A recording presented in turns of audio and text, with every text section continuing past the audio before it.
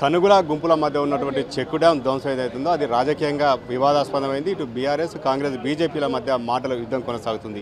ఇంతకీ check dam ధ్వంసమైందా లేకపోతే జిల్టెన్స్తో పేల్చివేశారా అనేది తెలుసుకునే ప్రయత్నం చేద్దాం. నిన్న హరీష్ రావు చేసినటువంటి కామెంట్స్ పైన నాతో స్పందించేందుకు Peddapalli MLA Vijayaramanarao check dam అంతా కూడా జిల్టెన్స్తో పేల్చివేశారు, ఇదంతా కాంగ్రెస్ కుట్రే అంటున్నారు. ఏం చెప్తారు? అది చెక్ డ్యాం పేల్చింది కాదు, కుంగింది. మీకు మంత్రిని కాన్స్టిట్యూన్సీ నుండి కర్మార్ దగ్గర దాకా దాదాపు 8వ చెక్ డ్యాం అట్లా ఇది డ్యామేజ్ అయ్యి కుంగిపోవడం. దానికి కారణం ఏంటంటే డిజైన్ లోపం, అంటే లోపాయిష్టంగా నిర్మాణాలు జరగడం. హరీష్ రావు గారు భారీ నీటి శాఖ మంత్రి ఉన్నప్పుడే ఇది డిజైన్లు జరిగినాయి, అప్పుడే ఎస్టిమేట్లు జరిగినాయి. వారి నాయకత్వంలో ఈ టెండర్లు పిలిచిండ్రు, కన్స్ట్రక్షన్ అయ్యి. నిన్న గుంపుల తనుగుల మధ్యలో ఉన్నటువంటి చెక్ డ్యాం కూడా ఇది రెండోసారి, అంటే 2020 సంవత్సరంలో కూడా ఇట్లే కుంగిపోయింది. అది కుంగిపోతే దాన్ని అప్పుడు రిపేర్ చేయడం జరిగింది. ఇప్పుడు మొన్న దీనికన్నా ముందు మిర్జంపేట దగ్గర కూడా ఇది మిర్జంపేట వావిలాల మధ్యలో కూడా ఇది కూలిపోవడం జరిగింది.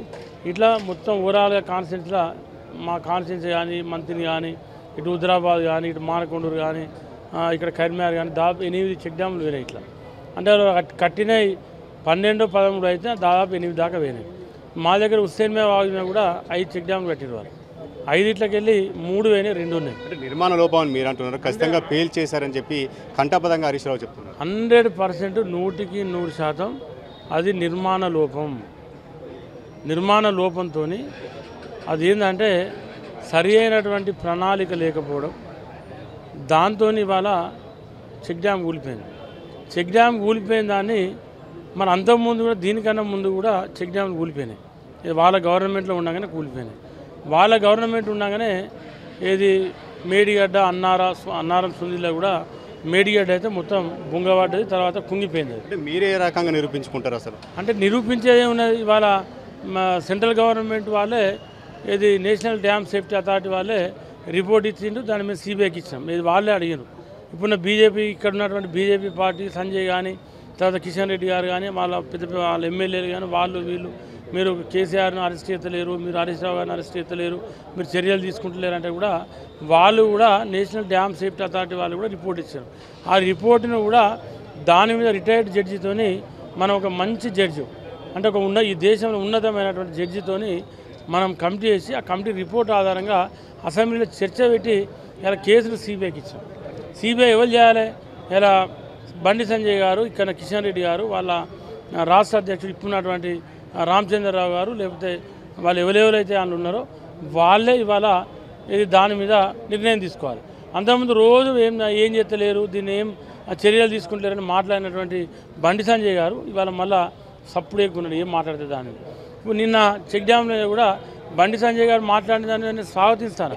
కానీ ఫస్ట్ మీరు సిబిఐ కేసుని ఏం చేసినారో ప్రజలకు దాన్ని చెప్పి దీని గురించి మాట్లాడారు. కాంగ్రెస్ అంటే టెర్రరిస్టుల కంటే దారుణం, పేల్చివేతలు కూల్చివేతలు అంతా కూడా కాంగ్రెస్ చేస్తుంది, ప్రధానంగా బీఆర్ఎస్ చెప్తుంది. ఇప్పుడు ఏముంది, హరీష్ రావు గారు, కేటీఆర్ గారు అటువంటి ముచ్చట్లు రోజు 100 మాట్లాడతారు. వాళ్ళు అబద్ధాలు ఆడితేనే వాళ్ళు ఇద్దరు కడుపు నిండుతారు. వాళ్ళు అబద్ధాలు ఆడంది, అబద్ధాలు చెప్పింది వాళ్ళకి ఆ రోజు నిద్ర పట్టదు. వాళ్ళు చెప్పేది అబద్ధం, వాళ్ళు మాట్లాడేది అబద్ధం. అది రాష్ట్ర ప్రజలకు తెలుసు. రాష్ట్ర ప్రజలు వాళ్ళకు బుద్ధి చెప్పినా వాళ్ళకి ఇంకా బుద్ధి ఎత్తలేదు. మీరు ఇటువంటివి చేయకుండా ఇటువంటి తప్పుడు సమాచారాలు, తప్పుడు ప్రచారాలు, తప్పుడు మాటలు, మోసపూరిత ముచ్చట్టు చెప్పొద్దనే బుద్ధి చెప్పాను. చెప్పంగా కూడా మళ్ళీ గట్ల అయితే 2024 పార్లమెంట్లో గుండు సున్నా ఇచ్చారు. మొన్న ఏం చేసినారు, వాట్సాప్లో, సోషల్ మీడియాలో, తర్వాత యూట్యూబ్లలో ఇంత పర్సెంటేజ్ ఎక్కువ ఉంది, అంత పర్సెంట్ ఎక్కువ, భారీ మేడతో టీఆర్ఎస్కి వెళ్తుందని చెప్పి అనేక ప్రచారాలు చేశారు. ఏం చేసిన ప్రజలు తుక్కు కూడా కొట్టారు. అంటే నేనేమంటున్నాను, ఇప్పటికైనా మీరు వాస్తవాలు మాట్లాడి నేర్చుకోండి, వాస్తవాలు చెప్పండి. ఇక్కడనేమన్నా మా వాళ్ళు చెప్తాను కదా, మేము దీని మీదనే ఇంకో చెక్ డ్యాం కూడా ఆడ కూలిపోయి ఉన్నది, దాని కూడా చూసిపోయారు పాంట అక్కడ రాలే. అంటే అది వాళ్ళు 2022లో కూలిపోయింది. మా సొంత ఊరు రూప్నార్పేట నుంచి వెళ్ళి అవతల పక్క విలాసాగర్ ఉంటుంది. అంటే అట్లా చాలా కూలిపోయినా కూడా వాళ్ళు పట్టించుకోలేరు. ఈ మంత్రి పొంగులేటి శ్రీనివాసరెడ్డికి సంబంధించిన కన్స్ట్రక్షన్, రాఘవ్ కన్స్ట్రక్షన్, వీటిపైన చర్యలు తీసుకునేటువంటి కాంగ్రెస్ ముందుకెళ్తుందా? చర్యలు తీసుకునే దమ్ముందా? నేను ఏమంటున్నా, అది రాఘవ కన్స్ట్రక్షన్ కట్టిందా, ఇంకో కన్స్ట్రక్షన్ కట్టిందా, పొంగులేటి కట్టిందా, ఎవరు కట్టిందా అనేది మాకు తెలియదు, నాకైతే తెలియదు. ఎందుకంటే మీరు లక్షల అబద్ధాలలో ఇదో అబద్ధంగా వస్తుంది, నాకైతే తెలుస్తుంది. అది ఇలా ఇలా అవసరమైతే కాళేశ్వరం కూడా పొంగులేట కట్టినట్టు నీ ముచ్చటేమో నాన్న ఇది కాంగ్రెస్ వాళ్ళు కాళేశ్వరాన్ని వేల్చిరు అన్నట్టు కాంగ్రెస్ కూడా పొంగులేట కట్టిండే రావ కన్స్ట్రక్షన్ కట్టి అంటే ఆయన ముచ్చట్లు వాళ్ళు అట్టుంటాయి కాబట్టి దాన్ని మనం అంత సీరియస్ తీసుకోవాల్సిన అంటే చెక్ డ్యాంల మీద విచారణ చేపట్టే అవకాశం ఉంటుంది. 100% విచారణ చేపడతాం. ఇది ఒకటి ఊళ్ళే ఇట్లా 8 ఊళ్ళే ఇలా హుస్సేన్ వాగు మీద 3 ఊళ్ళే ఇట్లా రాష్ట్రం మొత్తంలో నేను అనుకుంటా 30 కూలినాం. నాకు లెక్క కరెక్ట్ తెలియదు, ఇవైతే లెక్క తెలుసు. 30 కూలినాం, ఇట్లా 50 కూలినాం.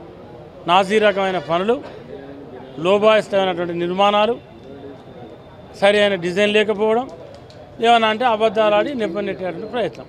రాజీనామాకు సిద్ధమంటూ సవాల్ విసిరే పరిస్థితి పోతుంది. ఎందుకు మీ దగ్గర ఉన్న ఆధారం ఏంటి అసలు? హరీష్ రావు నేను ఎందుకు నా దగ్గర ఆధారం ఉన్నదే, నేను ఇంజనీర్ చదవలే, నేను ఆయనంత పెద్ద నాకు అబద్ధాలు రావు, ఆయనంత బ్రహ్మాండం కూడా నేను మాట్లాడలేను, ఆయనంత గొప్పగా కూడా నాకేం తెలియదు. కానీ నేను గత 10 సంవత్సరాల నుంచి వాళ్ళు చెక్ డ్యామ్ నిర్మాణాలు చేసిన కాంచెల్లి నేను ప్రతి చెక్ డ్యామ్ కూలిపోయినప్పుడు పోయిన అక్కడికి చెక్ డ్యామ్ కట్టేటప్పుడు కూడా చూసినా ఆడ వాళ్ళు మానేరు ఇసుక మీదనే బెడ్ వేసిండ్రు. దాని కిందికి వెళ్ళి నీళ్ళు పోయి అవి కుంగినాయి. జరిగినాయి, అన్నీ అట్లే జరిగినాయి. అంటే నేను ఇంజనీర్లను కూడా అడిగినా, నేను పోయి ఇంజనీర్లను పిలిచి మాట్లాడినా, ఇట్లా కడితే ఇది ఎట్లా అవుతుంది, మనం మానేరు ఇసుకల నీళ్ళు రాగా 1 ఫీటో 2 ఫీటో నీళ్ళు వచ్చే కాడ మనం పోయి నిలబడితేనే నువ్వు ఒక్క నిమిషం నిలవాలి, నీ కింద ఇసుక పోతుంది. నువ్వు ఇసుక మీద బెడ్ వేసినాక ఎందుకు అవుతుంది? ఇవాళ 6 mm రాడేసిరండి, మీరు పోయి నువ్వు కూడా పోయిన వారికి ఆటన మందం బారణ మందం రాడేసి కట్టవలసినటువంటి కన్స్ట్రక్షన్ 6 mm రాడేసి కట్టారు. ఒకడొకడు ఆ 6 mm రాడు కూడా లేదు. ఇంతకంటే నిదర్శనం ఇంకేముంది? ఇంకేం చెప్పమంటావు? ఓపెన్ ఛాలెంజ్ చేస్తున్నారా? 100%, 100%. నువ్వు నిరూపిస్తే, దాన్ని నువ్వు పేల్చినట్టు నిరూపిస్తే నేను రాజీనామా చేస్తా, రాజకీయాలకి వెళ్ళి తప్పుకుంటా. నీకు అంత దమ్ము ధైర్యం ఉందా అంటే పెట్రోల్ పోసుకొని అగ్గిపెట్టి దొరకదా అన్నట్టుంటుంది నీ ముచ్చట. వాడు పెట్రోల్ పోసుకున్నాడు, తర్వాత అగ్గిపెట్టి దొరకదు పాపం. ఇది కూడా అంతే. ఇది మొత్తానికైతే చెక్ డ్యాము వివాదం రాజకీయంగా దుమారాన్ని చెప్తుంది. రాజకీయంగా సవాలు ప్రతి సవాళ్ళతో నేతలంతా ముందుకు వెళ్తున్నది.